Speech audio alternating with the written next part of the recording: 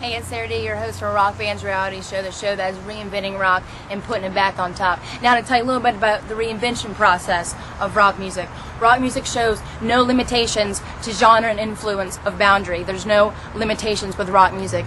Think back to the days of Chuck Berry, Jerry Lee Lewis, Buddy Holly, Elvis Presley, the Byrds, the Beatles, the Rolling Stones, the Zombies, the Stooges, Ziggy Stardust, David Bowie, Alice Cooper.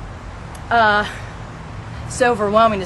I'm just trying to really get this idea to you guys about the reinvention of rock and just pretty much how influence of music take forms and gives you a whole new fucking realm of rock music.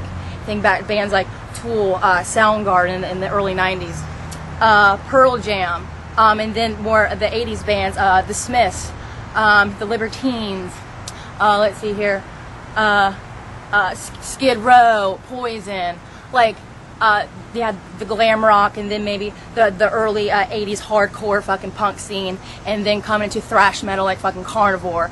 Like, there's so many different styles of sounds. I'm not trying to leave any of you out. Like the Cranberries, a little bit more progressive. Maybe like the John Mayers or the Muse.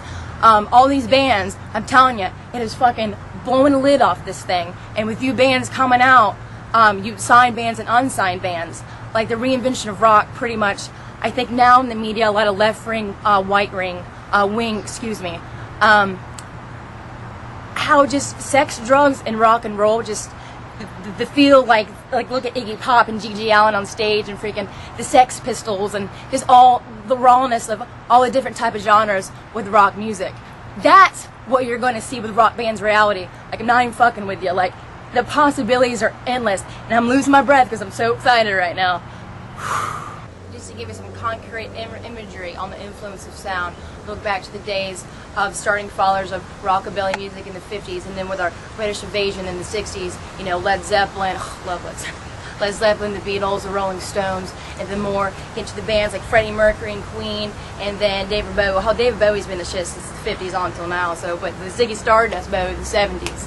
And then the 80s with Cinderella, Rat, kind of that kind of sound of music, and also involving with British indie with the Smiths and the Libertines. Kind of a little bit after that was a carry off of that.